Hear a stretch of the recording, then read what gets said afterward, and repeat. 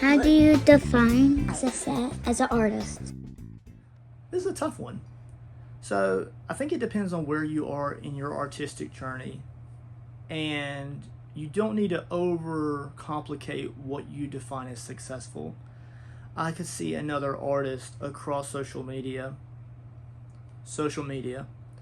and they could have 50,000 followers, and they can go on YouTube Live, TikTok Live, and they could be making all sorts of things. But are they selling art? Are they creating art? Not just for their social medias and YouTube, but are they creating art? And it makes you wonder, like, just because somebody posts a YouTube video, does it mean they're selling art? And if they are selling art or they're not selling art, does that define their success?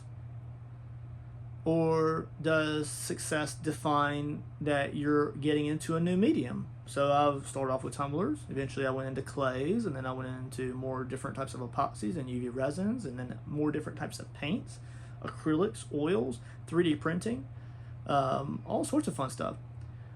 Does that define what a successful artist is? I don't think anybody can ever tell you that you are successful or not. And I think that's also a personal goal. Obviously, if you're selling art and you're making money and you're doing this, you're probably going to feel more successful. But does successful really mean that to that person? You could be making all the money in the world in one type of art niche, but is that what you want to do? And if you're not happy, does that mean that you're successful to yourself? You could be making money but not feel successful because you're being pulled in the direction that you don't want to be pulled, but the money's leading you that way. Does that make sense? So to me, as a successful artist, is having fun in what you're creating, pushing into new mediums, expanding what your knowledge base is, building lots of projects that require multiple stages, multiple playlists. One of my playlists here on YouTube has like 45 videos, 45 stages in that videos to create one diorama. So I think success is up to the individual person. But to me, finishing projects, enjoying the time in the studio with the kids and me, and being able to sell enough to reinvest it into my studio is what successful is to me. I think that is the most important thing for me for successful. And I know everybody has their own definition, right? But a lot of people think, well, if you don't have 10,000, 50,000 followers, and if you're not selling thousands and thousands of dollars worth of paintings, then you're not successful. Look, I could sell one tumbler a month, make $45 to $100, $300 or $400, invest that back into my studio to buy products and supplies and new paint mediums, new paintbrushes, or try something new, and that is successful to me.